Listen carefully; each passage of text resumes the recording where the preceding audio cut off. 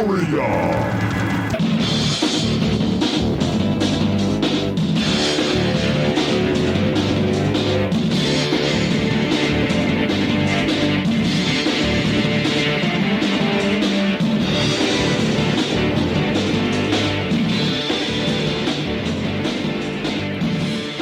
Welcome back, my friends, to the Obscuria podcast, a podcast where we exhume obscure rock and punk and metal, and we place them in one of three categories: the lost, the forgotten, or the should-have-beens.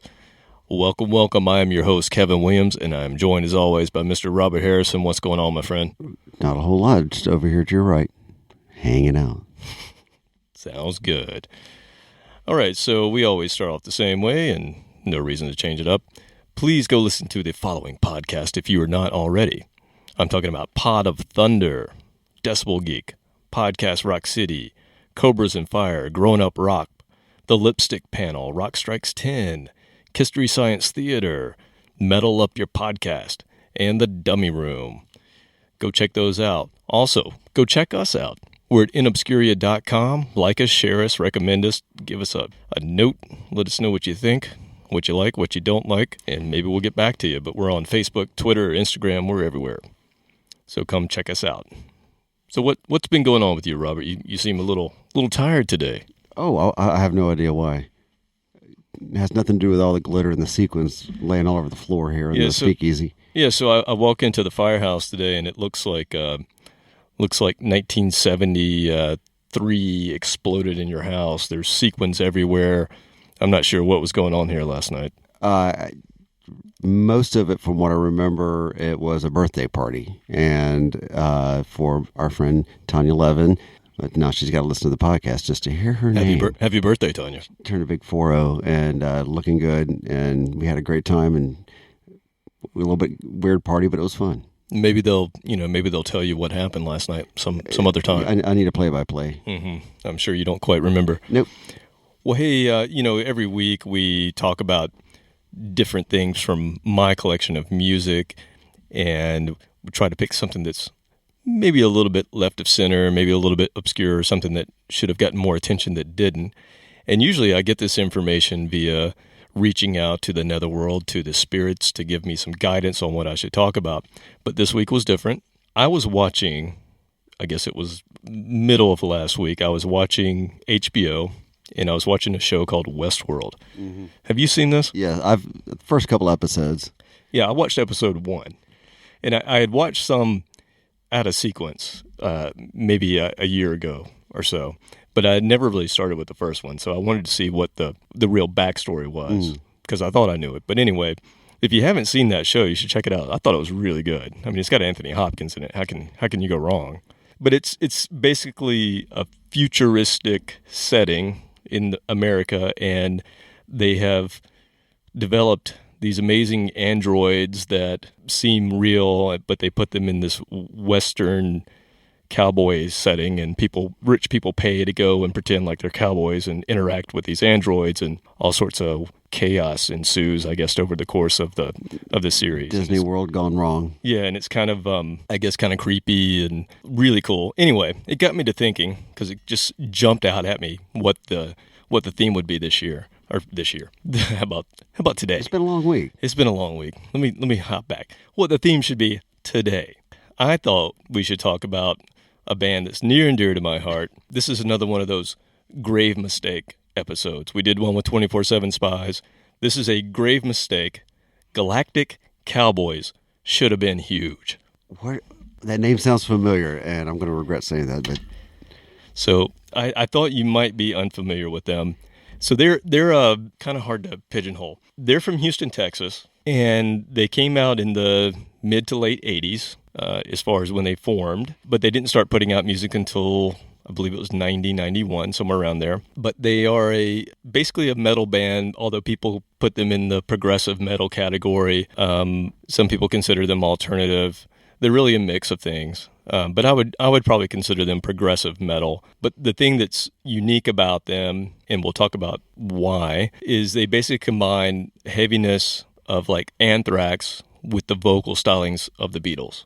So they have very lush harmonies in all of their songs, very amazing vocals, and very Beatles-esque. You'll see as we go through it today, but they're heavy. So it's an interesting mix.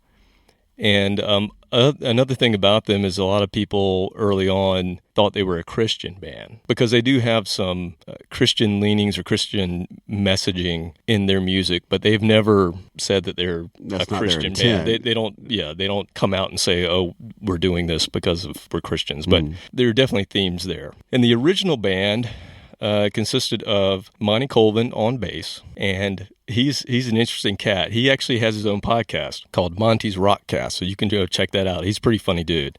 He's doing that today. And the Galactic Cowboys are still around. They reformed. We'll talk about that. But the other thing that Monty, a cool thing about him is he's actually Dee Dee Ramone's cousin. In what world does that Isn't that bizarre? Weird? Yeah, it's very bizarre. I mean, Dee Dee played bass too. Here's Monty in Houston, Texas, who's Dee Dee Ramone's cousin. But I thought that was kind of cool. Family.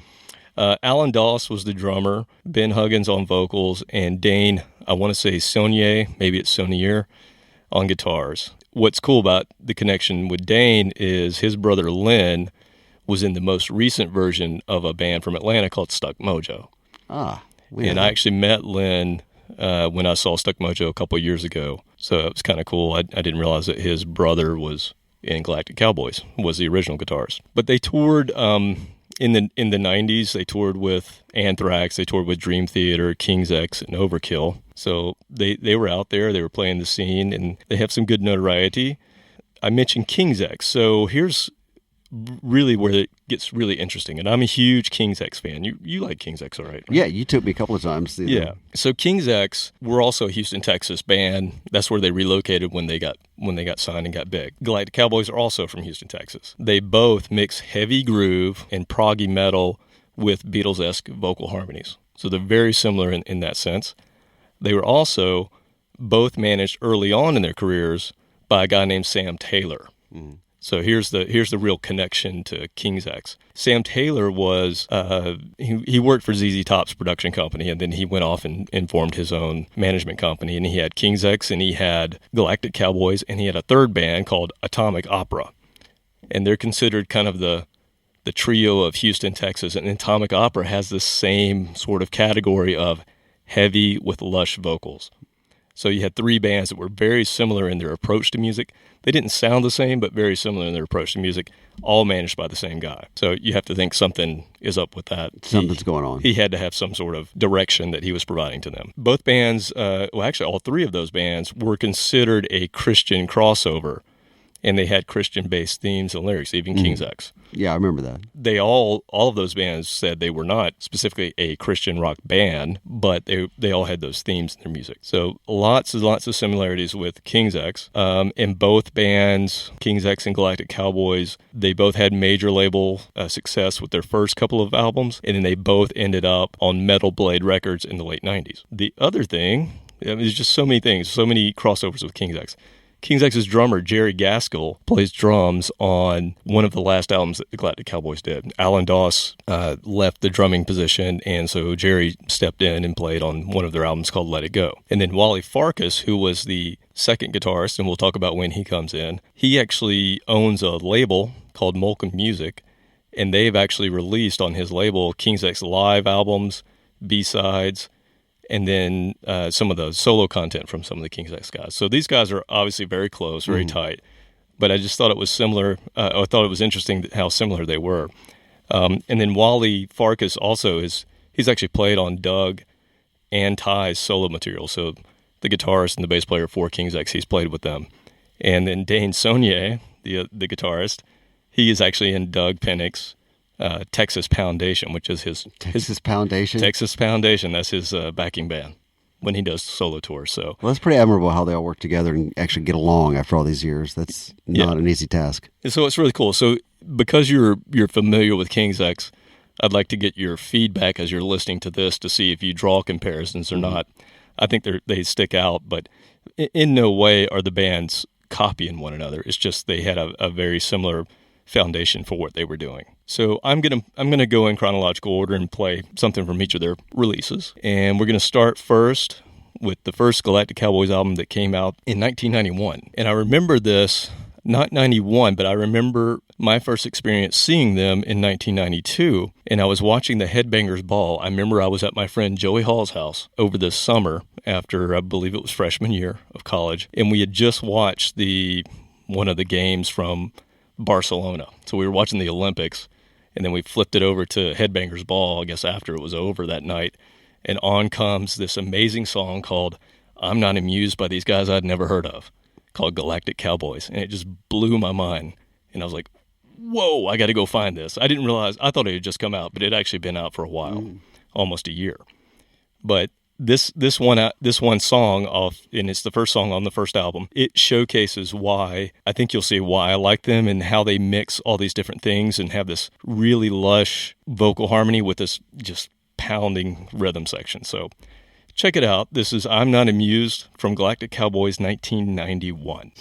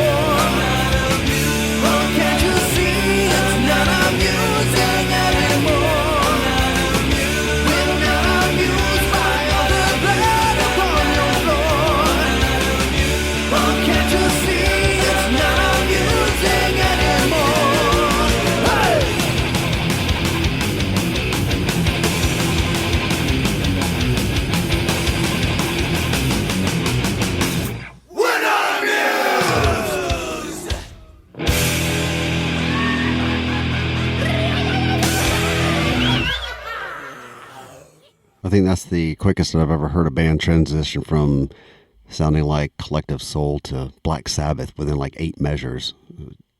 Yeah, they were all over the place. And then end up sounding like a little bit of Anthrax at the very end.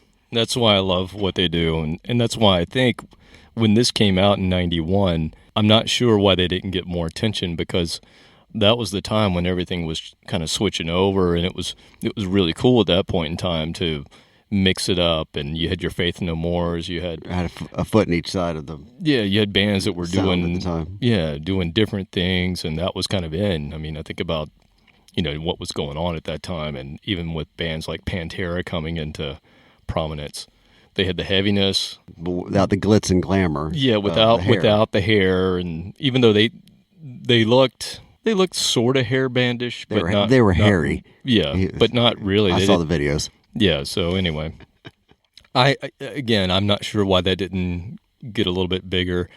They got a lot more attention with their second album.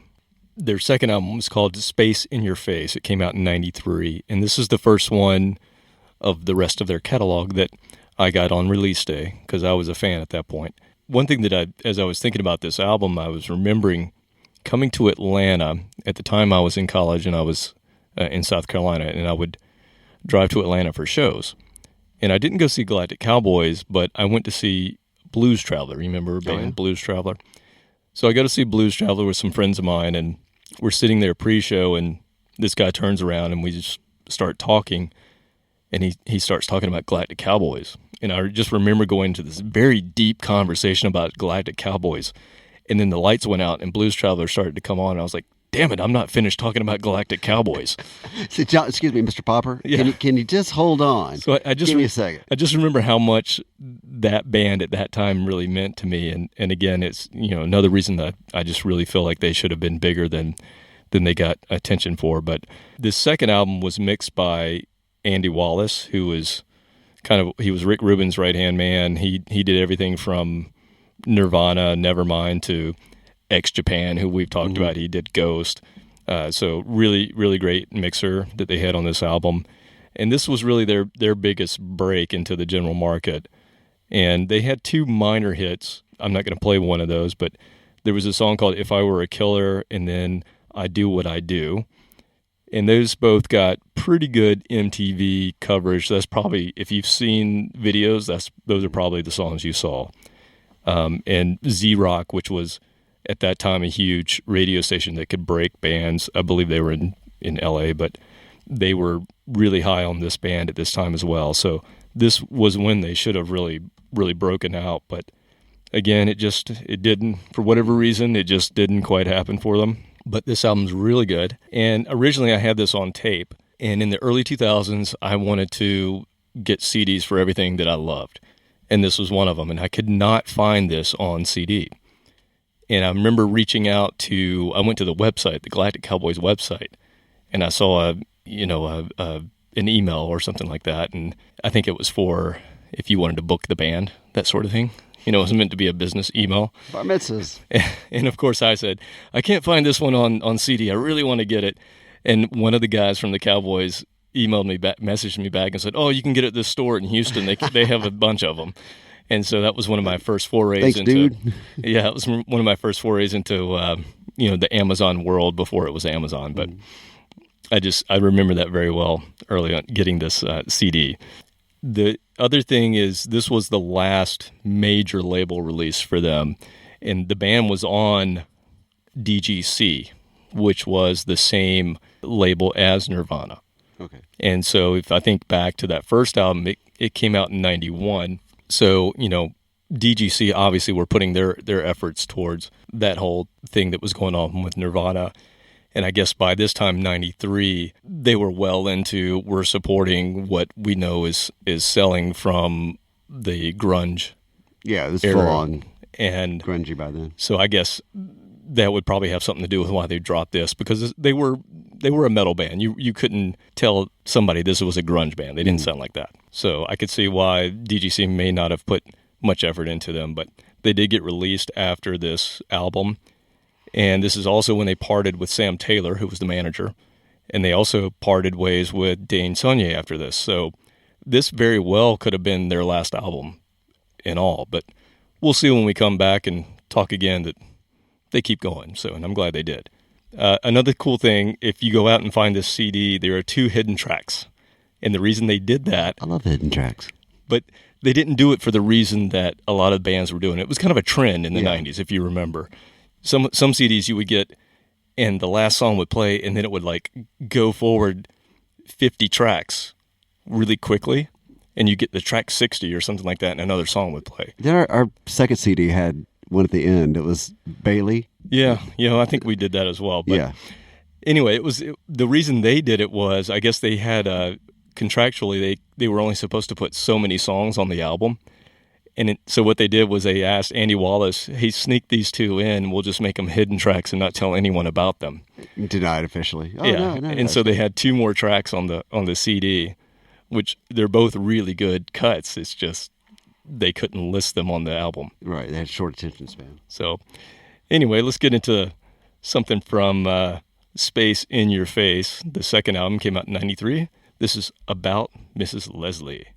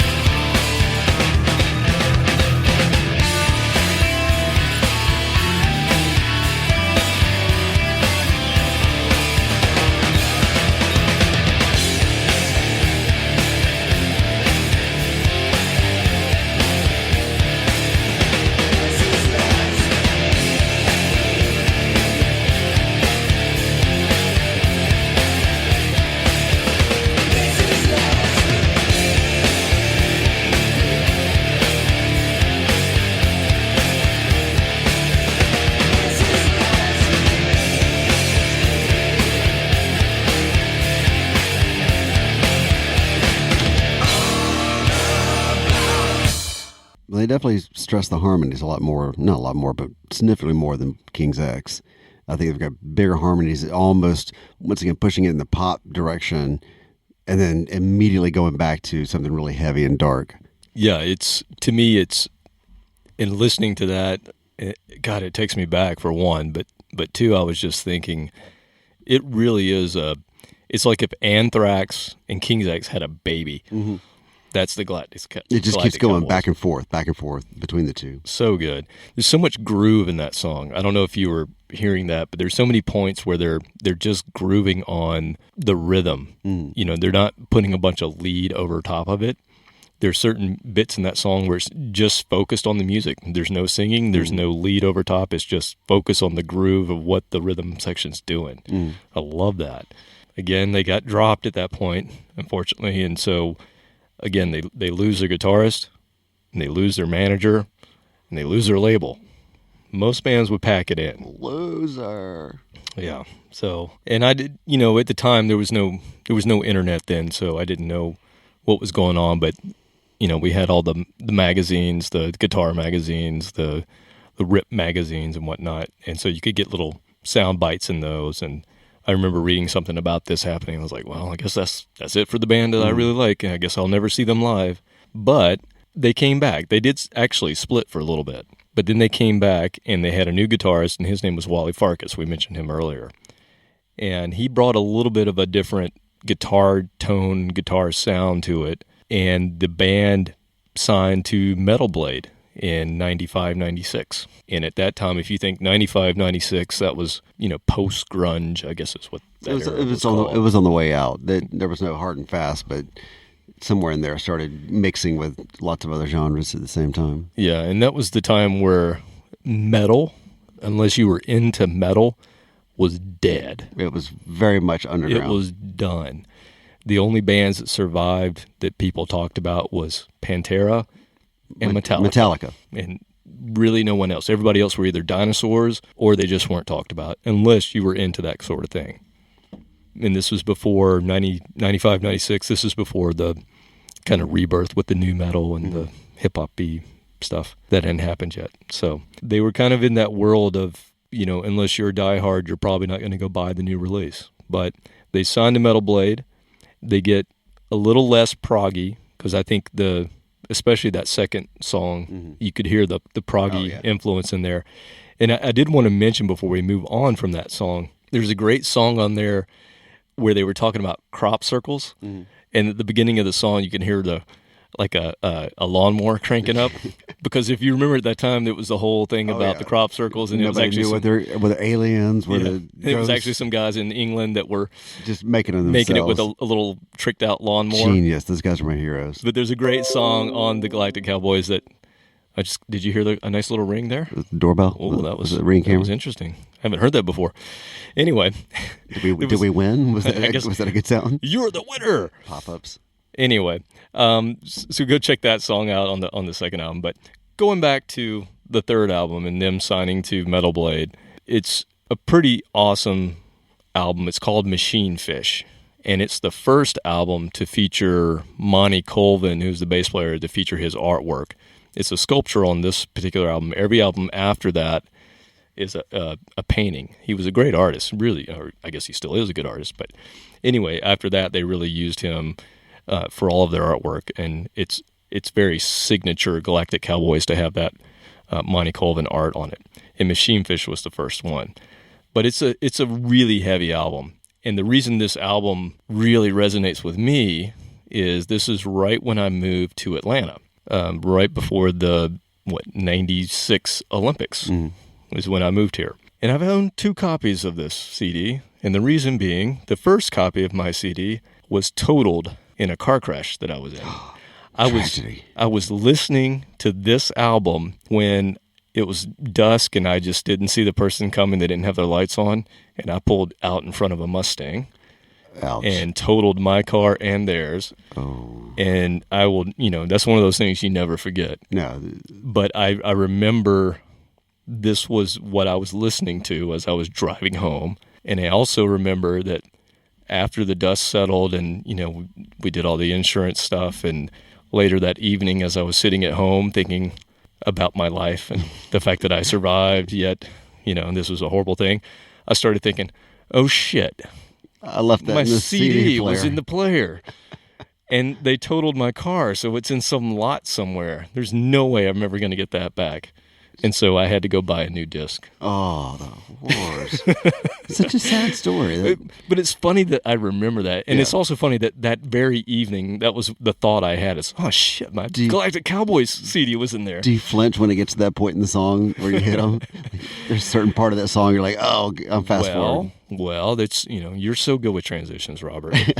This is the reason I'm playing the song from this album that I am, which is a song called Fear Not. Animals smell fear. Animals smell fear. Animals smell fear. Animals smell fear. Animals smell fear.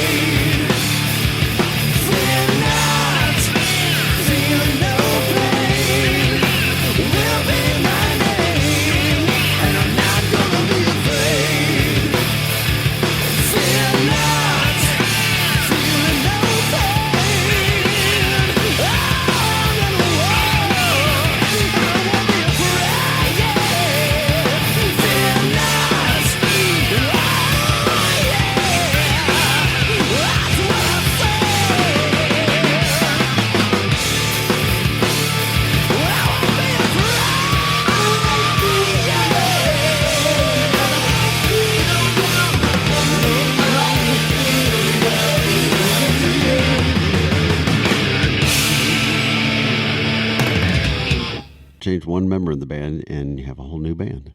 Yeah, I don't think you could, at that point in time, I don't think you could say that sounds like King's X No, at all. no, they'd moved away from that. That was more closer to like Soundgarden. It was consistently heavy throughout the song, not that back and forth. And once going back in the time machine, taking that sound 4 years earlier, when you had the big rush going on. By then, by the mid-'90s, it was saturated with all kinds of bands, so they probably weren't looking for that sound anymore. Well, this was 96, and I was thinking, do you remember a band? Oh, God, I'm going to blank on their name right now that I'm thinking about it. But Oh, yeah, that band. I wanted to say Filter. That's a different band. I'm thinking of, but Filter was around at the same time. Yeah. But I'm thinking of Fuel. Mm-hmm. Love Lies Bleeding in My Hand. Great Elton John lyrics. Exactly. They stole lyrics from Elton John. Plagiarized. But when you listen to that album, the rest of it was pretty heavy, yet that was a huge hit. And I'm thinking, this band was not that far removed from it. If you listen to the rest of the album, it's really not that far removed from what was going on. I think what probably didn't help was the fact that they had 2 albums out before. Right. They had a name. They didn't start at this point. Yeah, they weren't new. And also, they were on a label called Metal Blade. Yeah, right there. You got to Right. So stereotype. in 1996, that's not going to fly with any sort of X, 99X, or whatever the X radio station is in your local town at that time. They're not going to pick that up because of that. Once again, by 96, there were so many different things out there, from bare naked ladies to the swing dance to the Limp Bizkit stuff. It was just, it was hard to get into all that. Oh, man. It makes me want to go to the next song even quicker just thinking about it. So the same year, so they released Machine Fish in 1996. Car Crash. Also in that same year, they released an EP. Now, I don't really know why they released an EP, unless it was just... They could only put 15 songs on the album. Yeah, but they were on Metal Blade. They can call their shots when they're on Metal Blade, right? So I don't really know. Maybe it was just something Metal Blade did at that time was, maybe it was for other markets, like in Europe or something like that. Whatever reason, they put out in the same year an EP. And the EP is called Feel the Rage. Feel the Rage was a single that was on Machine Fish. And I believe Feel the Rage is the song that was playing when I got in my crash, if I remember correctly. But I'm not gonna swear to that. I'm not really sure what was playing because that's blocked out. I just know that CD was in the player. But anyway, they released this EP in 96, and it contains Feel the Rage plus 2 new songs and some covers. Oh, yeah. Oh, yeah. So I believe you know that I'm a bit of a Kiss fan. What? Yeah. I've never heard you talk about it. It's not something I had mentioned very often. You're very quiet about it. I am, and I don't... It's not like I have a room in my house that has memorabilia in it or anything like that. Not like you've been on their cruise. It's not 12 like I've times. been on their cruise or anything. Anyway, in Obscuria, we'll never play a Kiss, right? Because There's nothing obscure. there's nothing obscure about them. But when the Galactic Cowboys cover a Kiss song, Oh, I see the loophole. you see where we're going here. That's a long... Did you pack a suitcase for that? That was a long way to go for It a was Kiss long cover. way. I know. So here we are with Galactic Cowboys from Feel the Rage EP. I Want You. In the morning I raise my head and I'm thinking of days gone by. And the thing I want out of life is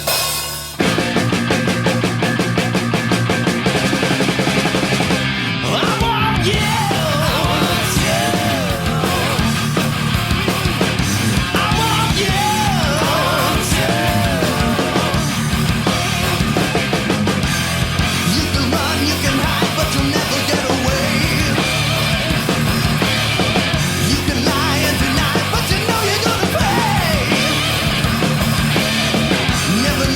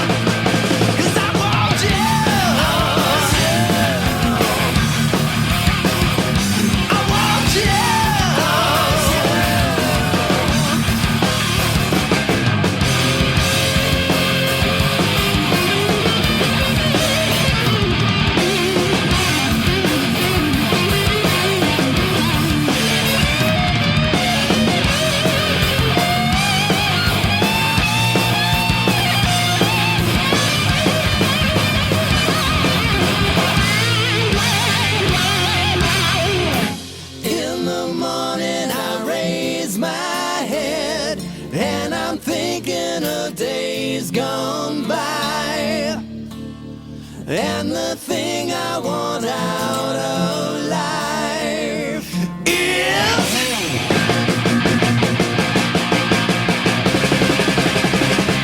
I want you.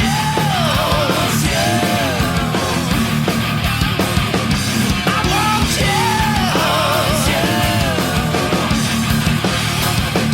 I want you. Baby, baby, baby, want you.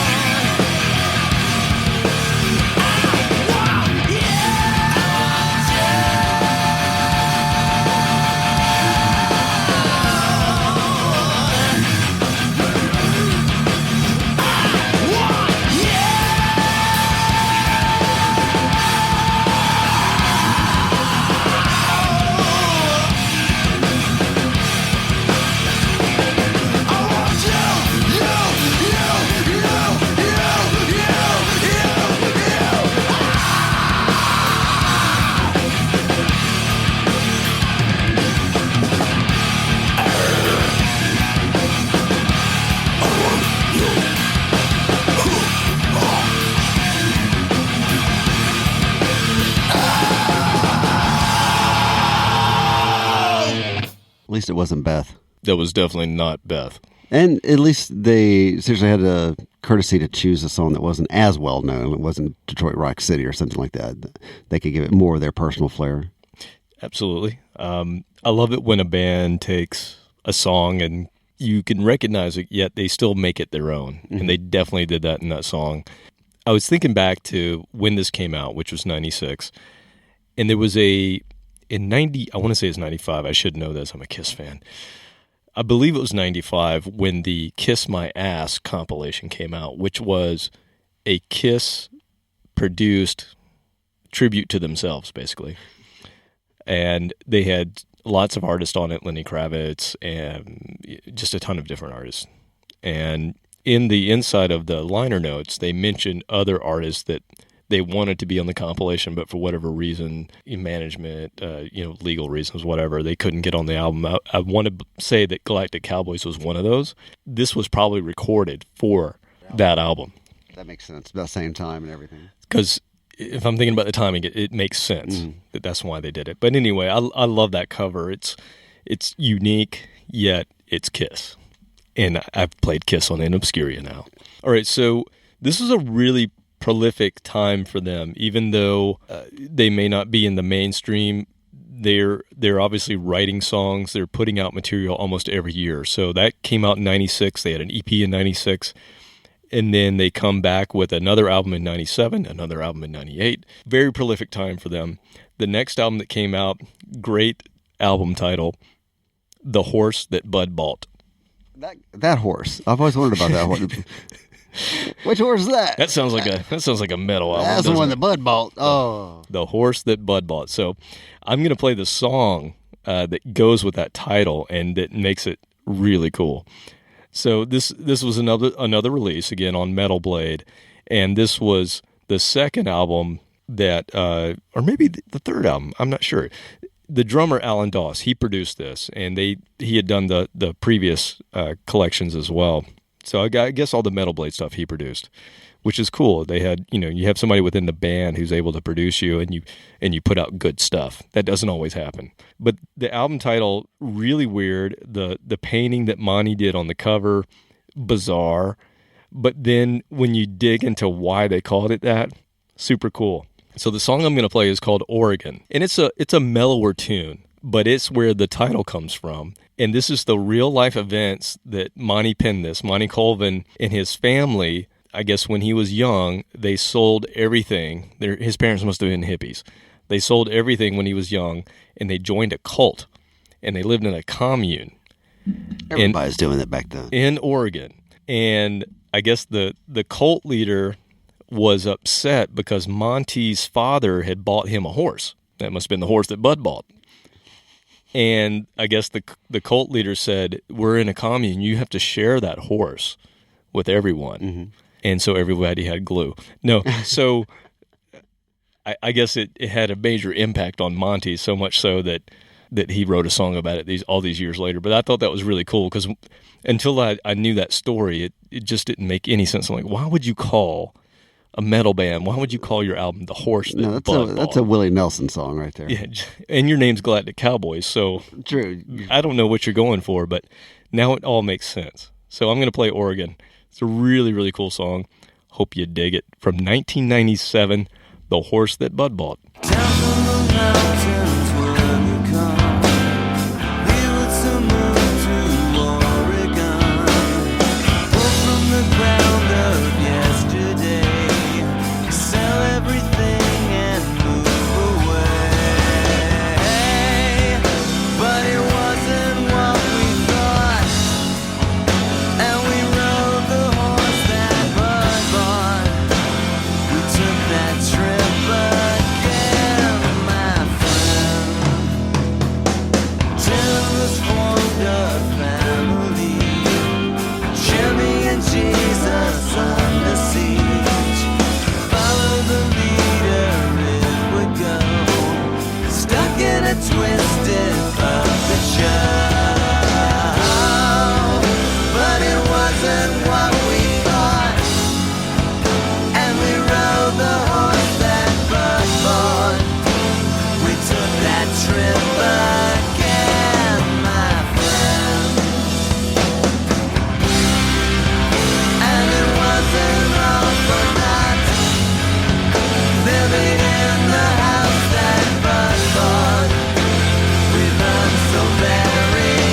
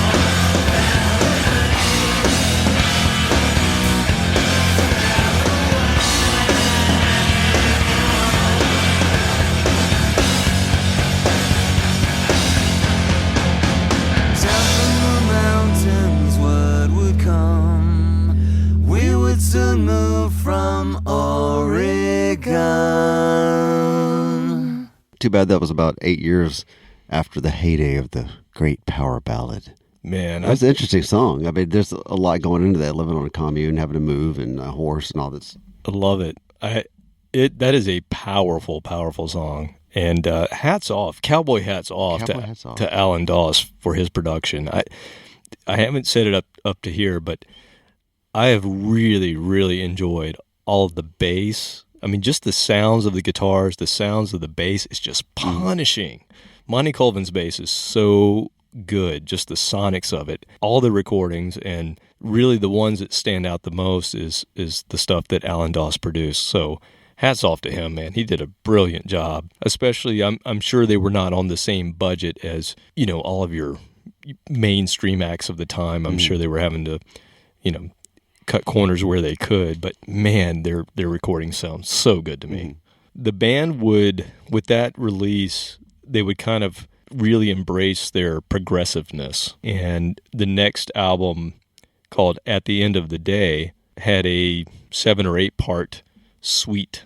So it was very proggy from that sense. I guess they decided that the chances of them making it big mainstream were low, so they just thought, let's just do what we want to do. Exactly. And at this point in time, I think they were embracing who they were. We saw this with 24/7. You have a band who starts off on a major label. Obviously, they're trying to make it as big as they can. They're young, they're hungry. And then at one point, the industry screws them over, and they have to reevaluate, why did I start doing this to begin with? It's because I love to play. I love to write. I love to be an artist. And it really shines through, especially when an artist has to go through that adversity just to get to a point to where they say, screw it, I'm doing this myself, and I'm putting out what I want to put out. I love that. It doesn't mean, from my standpoint as a fan, that I wish that mainstream wouldn't have caught on, but we do get, this true artistic creation. The integrity is there. Anyway, I'll get off my soapbox. Sorry. Anyway, the next album came out in 98. So again, here's another year later, 97, The Horse That Bud Bought, 98, At the End of the Day. And this is the first time that I'm actually able to see this band live. And I saw them at the old Cotton Club. That's where we saw King's X the first time. That is where we saw King. And this band happened to be opening for King's X when I saw them that night. I was by myself this night. Okay. Yeah, because Semisonic opened for King's X. That's right. I love Semisonic. That's another band we should dig into. Yeah. Semisonic were badass, but he's gone on to write great songs for other people, which shows that he's got a lot of talent. Yeah. Anybody, I would dare anybody to tell me that Semisonic was not a badass band. But anyway, we're talking about Galactic Cowboys. I saw them open for King's X at the Cotton Club in Atlanta, and I remember that this was one of those events where you realize, even though they're not mainstream, it was 1998. And the line to get into the Cotton Club, it must have taken me 45 minutes standing outside just to get in. We all had tickets, but we all had to queue up just to get into the Cotton Club. They had sold the thing out. Galactic Cowboys were opening. And by the time I got into the door, Galactic Cowboys were probably already 3 songs in. I mean, it was just crazy. But the other thing that was amazing to me is they were doing something that now you wouldn't think twice about, but back then it was a big deal. They were live streaming the concert on the internet. Dial up. And they made several announcements, hey, this is going out live. Everybody's listening to this all over the world. And it kind of blew my mind a little bit because that was brand new. People weren't doing that. And especially bands weren't doing that yet. So to think about it, it's like, oh, these guys are really cutting edge, and they had a great website. So they were kind of cutting edge in that sense. And I just remember, here's Galactic Cowboys playing with King's X, 2 bands that have a lot of similarities, 2 bands that I was into or, got into around the same time.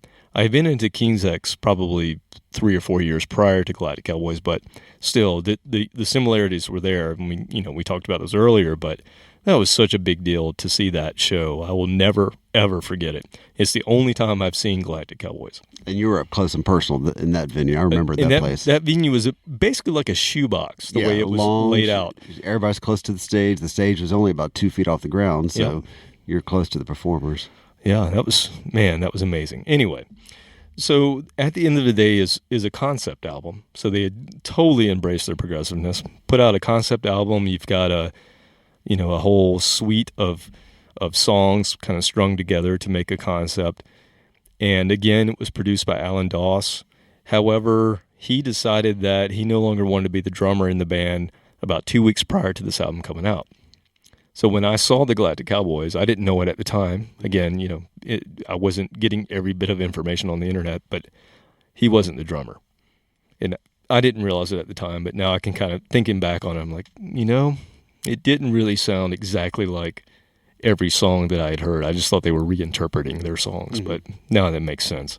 So Alan Doss wasn't there. But anyway, I want to play the final segment of the suite, and the suite is called the Machine Fish Suite. So Machine Fish was the album that came out in '96, but the Machine Fish Suite came out At the End of the Day in 1998. You have to go into it thinking this is the final piece of a bigger collection of songs, because it's going to come across that way, like, did I miss something?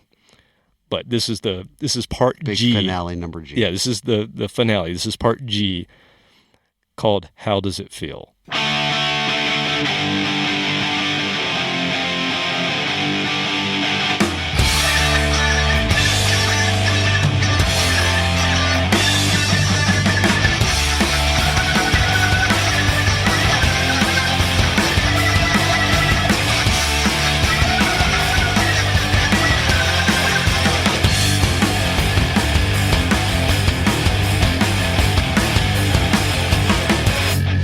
To regret it, and we're trying to forget it every day that we can, every day that we can. Denied all the credit, was it our fault? 'Cause we let it slip away through our hands, slip away through our hands. How does it feel to be so strong?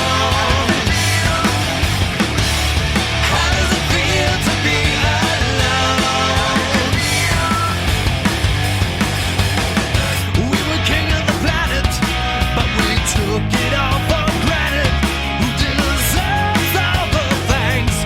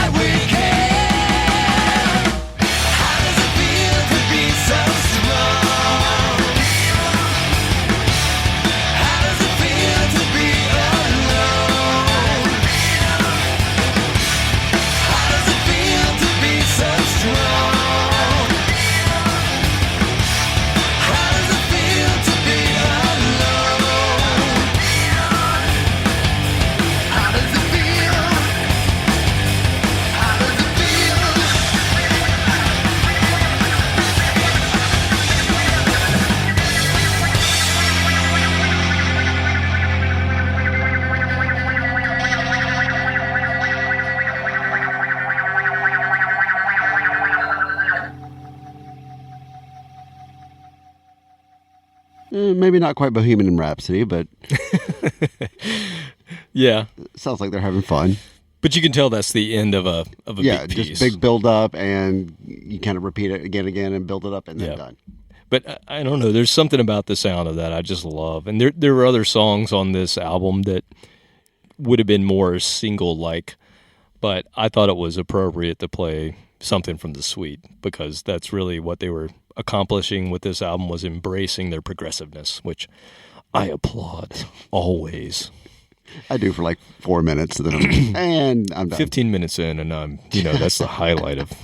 Like, oh, it's just starting to get good now. Oh, that's the honey spot. Anyway, I'll actually I'll be going on a progressive rock cruise here soon. Nerd. I'm nerding.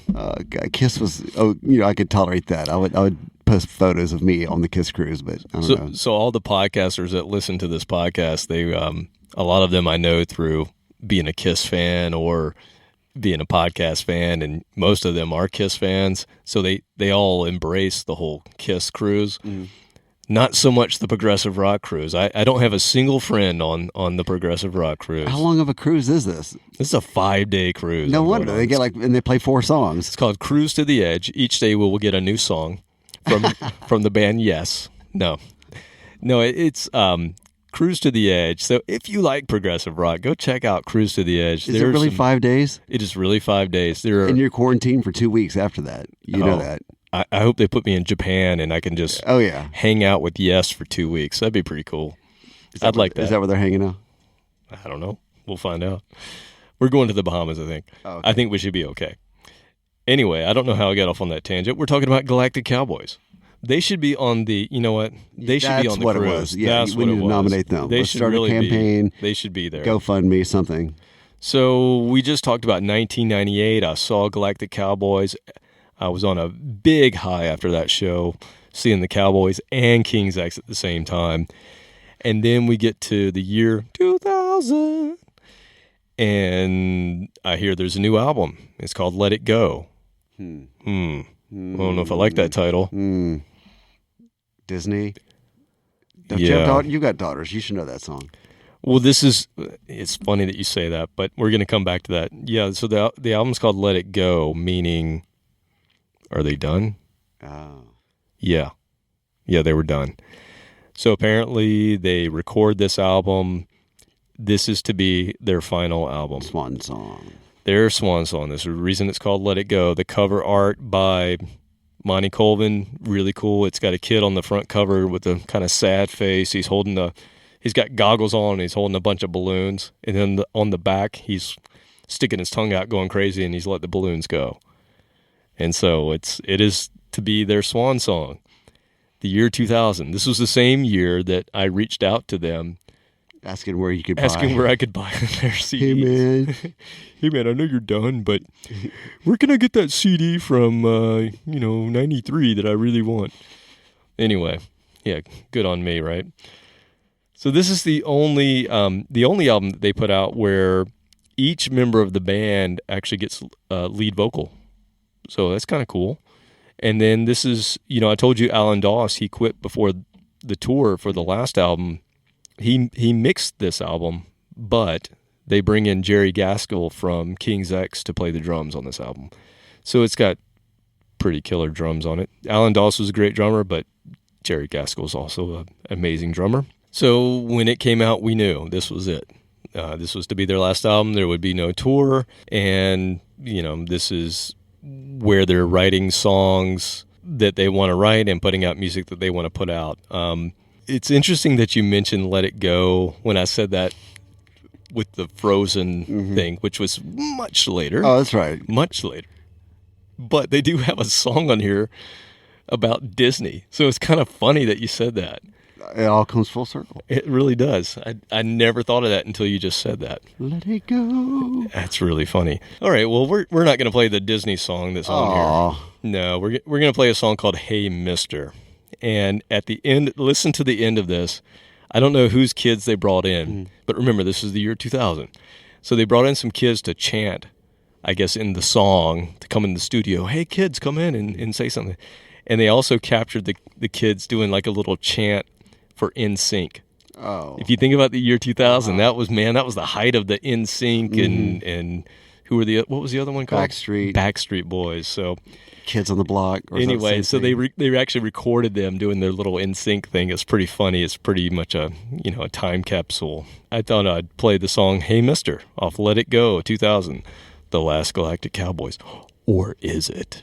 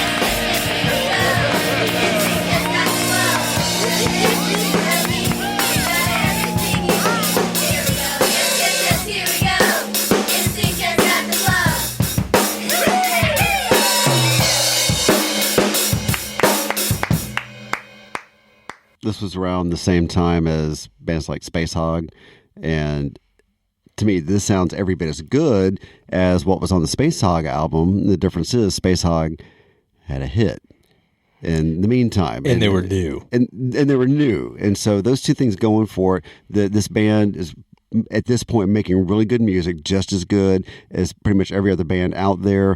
And it's just a matter of not getting that one hit maybe that Space Hog or any other band you want to compare it to. Yeah, and this album's super strong as far as the songwriting. But before we go there, how good is Jerry Gaskell on the drums? Oh my God, he kills it. They were almost as good as your air drums. Oh my God, I was creaming over here. Man, Jerry, God, he's such a good drummer. If you ask me who my top 5 bands of all time are, King's X is in the top 5. Right outside of that, this band will squeak in. Hitting clean up. Yeah. Did I ever tell you about Jerry Gaskell wearing a swear shirt? How'd you manage that? This is really cool. So we played, this is a total tangent. So we played Austin, Texas. We played South by Southwest. And we did it a few years in a row. And my band, The Swear, we finished a set, and this guy came up to us, and he goes, man, that was awesome. He said, hey, would you happen to have a shirt that I could give to my friend Jerry? I said, sure. Why? Yeah, we're selling shirts over here. He's like, yeah, I'm sorry, man. I have no cash on me, but I know my buddy Jerry would really appreciate it. I said, okay. He goes, I don't know if you've ever heard the band called King's X. I was like, no, I've never heard. Of course I have. He goes, yeah, well, Jerry's a really good friend of mine. He just had a heart attack. And, you know, I'm putting some things together. I'm going to send him a care package. And I told him I was coming to South by, and I said I'd let him know who were some good bands. So just, you know, something to cheer him up. I'm putting together this package. He's like, I'd love to put one of your shirts in there, and I'll tell him, you know, how great you guys were. I'm like, yes, please. And so anyway, Jerry Gaskell has a swear shirt. I don't know if he ever wore it, but that's pretty cool. Those are good shirts. They're good quality. I'm sure he did. Anyway, It's fine, China. that's my side tangent Jerry Gaskell story.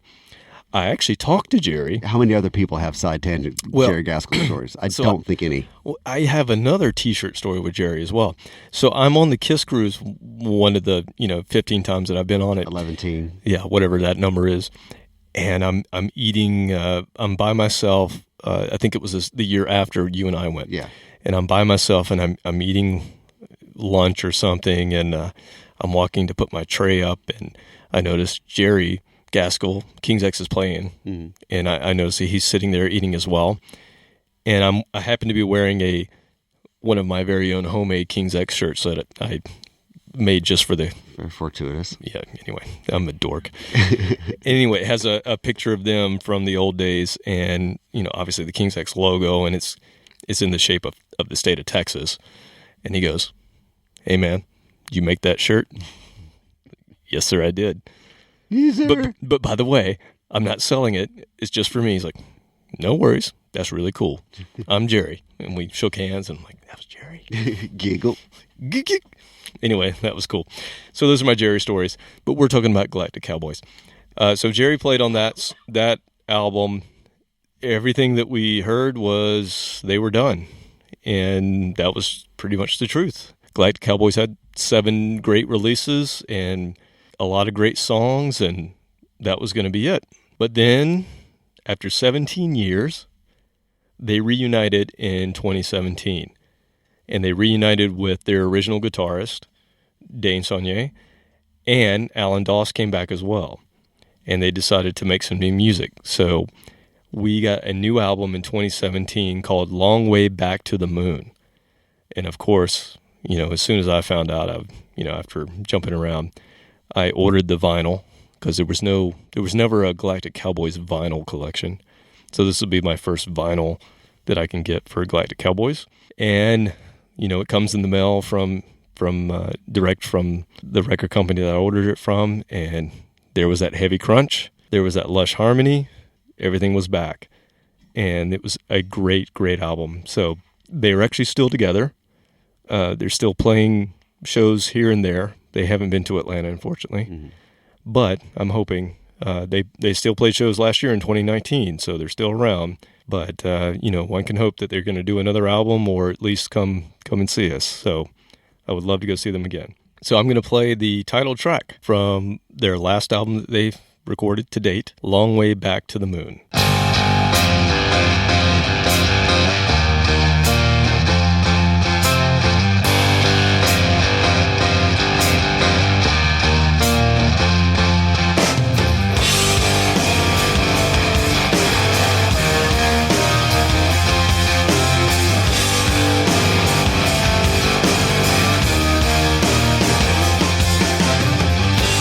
Floating weightless as I look up in the sky, trying to remember how I used to fly.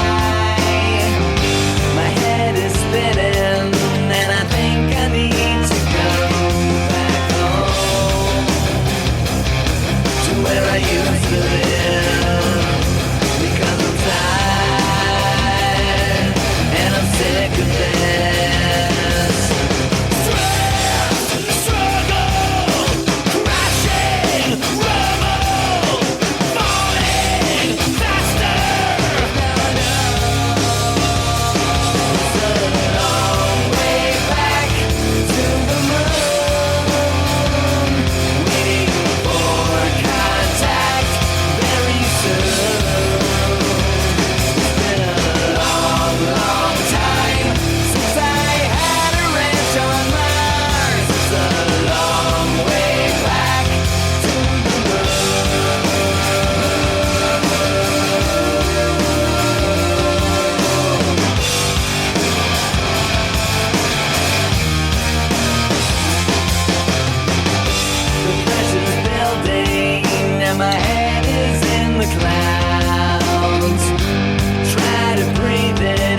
But my breath is running out. The world is spinning and I think I need to go back home to where I used to live, because I'm tired and I'm sick of this. Struggle, crashing, rumble, falling faster. Now I know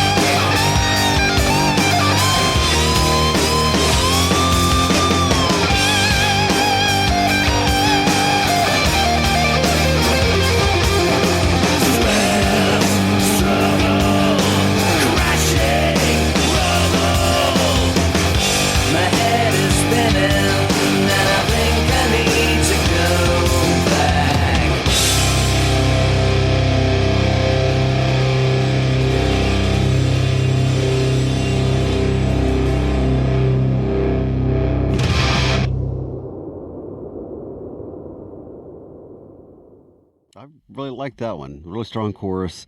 The harmonies weren't overdone.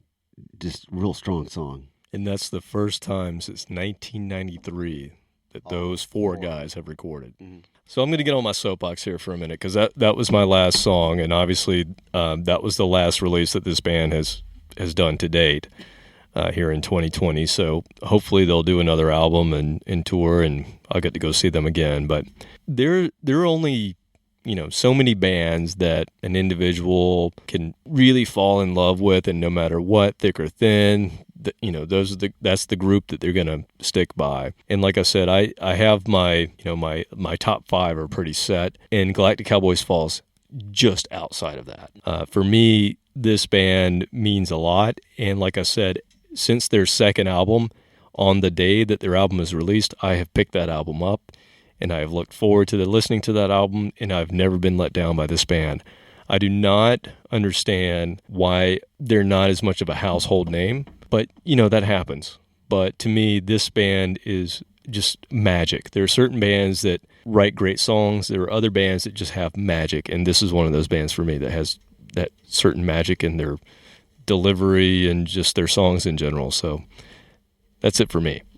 I agree. Could it be any harder to figure out why certain bands didn't make it? It's not scientific. You can't go back and go, it's because of this 1, 2, or 3 things in this formula, because it's art. It's subjective. And once again, they could sound good on 99% of their songs. They just never got that one song that was just one more. It just that one thing that cut through all the other bands out there. Yeah, it could be timing. It could be, like we said earlier, they had a name for themselves. They get on a label that pigeonholed as a metal band. They get pigeonholed or categorized, and there's not an open mind to listening to their music. But for whatever reason, but you know what? They're still around. That's why we're here. That's why we're here. So hopefully, I've opened your mind to something that's really special to me.